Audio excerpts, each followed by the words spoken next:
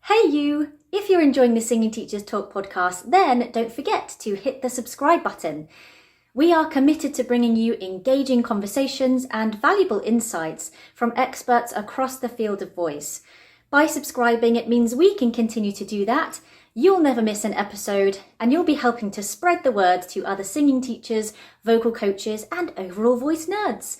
So subscribe to this channel now and just watch your teaching grow. Before I studied musical theatre, I had no idea what legit was. During training, still no idea. And by graduation, honestly, none the wiser. And then when I was asked to present some legit choices for certain auditions, I was still equally as stumped. Not a good place to be in as a performer. So what exactly is the legit style in musical theatre? What are some of the possible challenges that singers might face when they start to explore it? How can teachers like us help singers begin their journey with legit? And what repertoire might be useful to call upon? Right, let's get on with it then. If we take a look at what the word legit or legitimate actually means, it suggests something authentic and real, exactly as intended and proper. A bit like anything other would be fake or wrong, unseemly or inappropriate. And in this scenario of singing, that's quite a loaded idea and pretty bloody rude if you ask me. Now, I'm not here to bash classical, but it all comes from a time when classical ruled the land, where this style of singing was considered as proper singing. Voices would carry over the orchestra. There wasn't any amplification, it was a strong acoustical output, and vibrato was poured onto everything like gravy on a roast. All of this belting, distortion, chesty malarkey wasn't considered as real singing, and opinions were that it would lead to injury.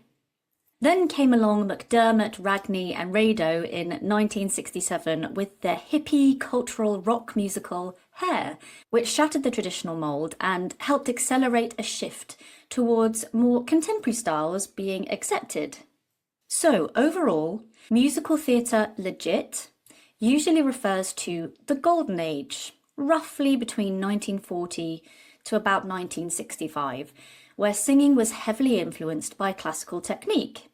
Because legit musical theatre shares some of that same DNA as classical and operatic singing. So on our checklist, when we are looking for repertoire and helping singers with this traditional style, we're going to be on the hunt for more head voice dominant singing, especially for female singers, longer musical phrases, rounder tall vowels, plenty of vibrato, and fewer contemporary textures like breathiness or vocal fry onsets. But just to make it harder for ourselves, this doesn't mean that all songs in all musicals between that time of 1940 to 1965 are considered legit, even though the show overall is classed as a legit show. Annoying, right? Let's take a couple of examples of such shows with songs that would fit into this legit category and those that wouldn't. In the 1963 musical She Loves Me, the popular audition song Vanilla Ice Cream is legit. It ticks those boxes of legit features. But I Resolve, which is in the same musical, is not. This one would be more considered as standard Broadway and doesn't deliver those legit features. In the 1956 Lerner and Loewe musical My Fair Lady, character Eliza Doolittle sings I Could Have Danced All Night, which satisfies the legit checklist. But she also sings Just You Wait, Henry Higgins, or Just You Wait, Henry Higgins, which sounds like a different style and vocal quality altogether, making it belong more on the standard Broadway shelf. Got it? There's also what some teachers might call contemporary legit musical theatre, but we'll get into that in a moment. So what are some of the possible challenges singers might face? Well, these 4 obstacles I've seen in the studio, anecdotally. The singer is used to chest dominant, M1 dominant, thick fold singing and loves to belt. And perhaps they are lacking head voice use, familiarity and development in that part of their voice, which is going to be dominant in this legit style, particularly for female singers. When someone is used to contemporary singing and then starts to explore legit styles, they can sometimes carry over that influence into their material, and then this legit piece is textured with things which we wouldn't usually see in that genre, but would belong perfectly in something pop rock. Contemporary singing demands air differently to the way that legit styles do, and so a contemporary singer might not be used to those long musical phrases and breath lines. So that might be a little bit of a pickle to start with. And honestly, sometimes singers just don't like the sound at first, especially if they've grown up on contemporary styles. And if you or a singer are looking to train in a higher education performing arts institution, you're probably going to have to engage with it, all in the name of versatility and cross-genre training. And so this challenge might actually be a good place to start with our repertoire choices. If we're working with a singer who has never experienced or even listened to legit musical theatre before, we might want to introduce it to them gently so they aren't completely put off. One way we can do this is to turn to what some people call the contemporary legit musical theatre canon. Think Natasha Pierre and the Great Comet of 1812 and Bridges of Madison County. I think of the contemporary legit genre as being cousin to, or even a sibling of, the traditional legit genre. It has some of the same characteristics, like some head voice dominance for female singers, and the vibrato condiment. But there are also some more contemporary flares. Perhaps we'll notice a brighter tonality, or maybe some more flexible belt moments, as well as phrasing that responds a bit more to the acting context too. So my first repertoire suggestion is for the female singer, and it's Happy Working Song from the film Enchanted. It's a bit of a Disney princess spoof, as Giselle, having tumbled down a well and arriving in New York City, calls upon the rats, pigeons and flies of the city to help her clean up the apartment that belongs to a divorce lawyer. It's modern enough to not feel too ancient to the new legit singer, and has enough of these legit qualities to get started, with a vocal range of approximately G♯3 to D5. It's fun, it encourages some silliness, and might just meet the singer where they're at. For males, If I Can't Love Her from Beauty and the Beast could be good, or at least a chunk of it. Again, it comes from a classic, ageless film that might seem a little bit more relevant at this time, with a vocal range of approximately B2 to F4, according to musicnotes.com. When singers are working on legit material, one of the mistakes that can occur is listening to the revival.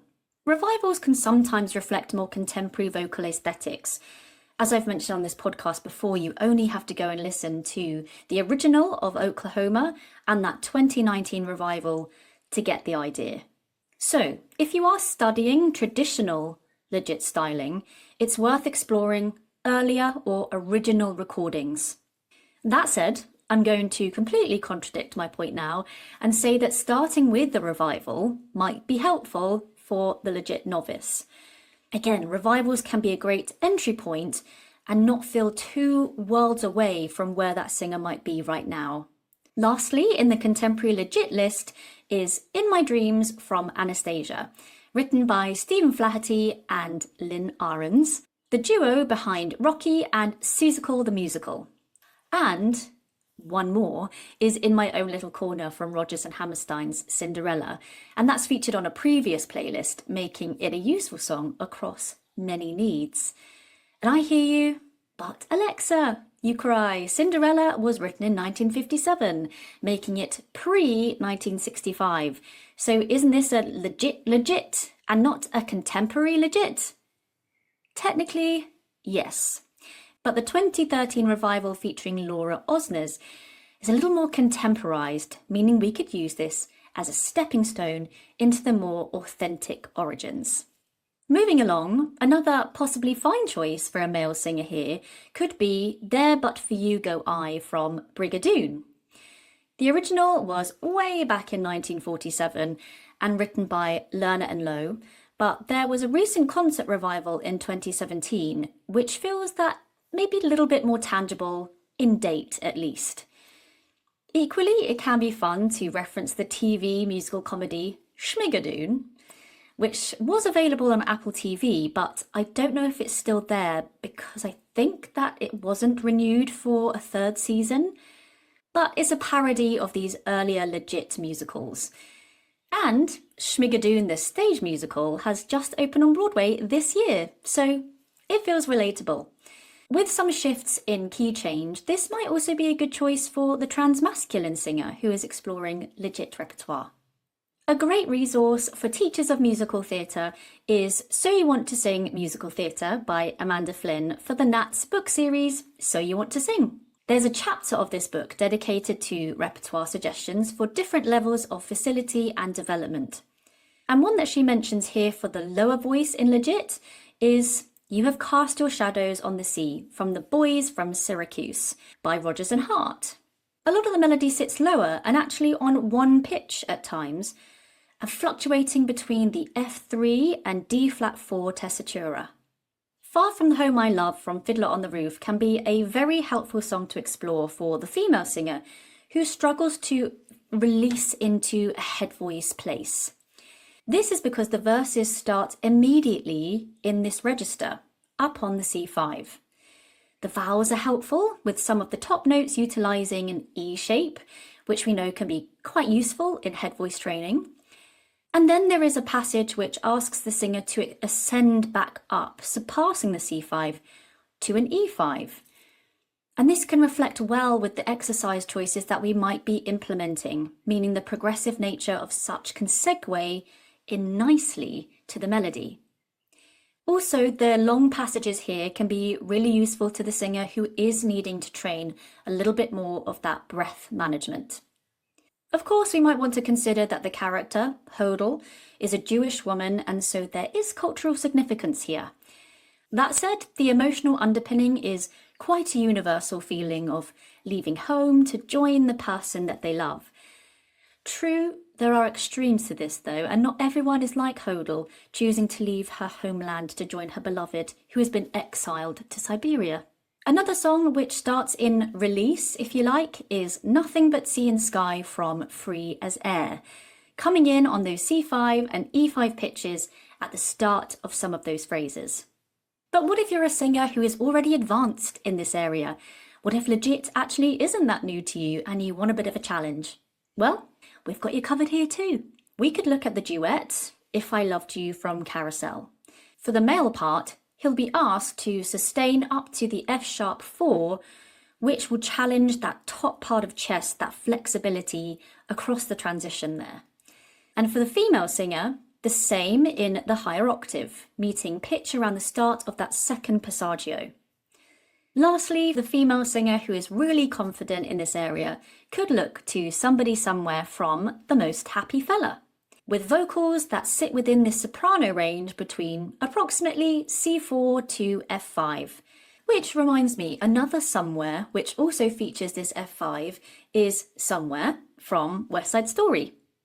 Bonus! So there we have it.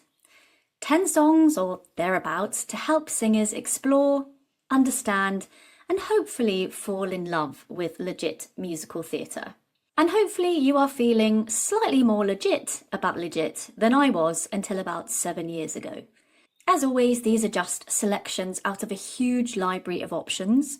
So if you have some favourites that have worked really well in the studio or that you personally love, leave a comment and let us know. Otherwise, that's it from me. Until next time.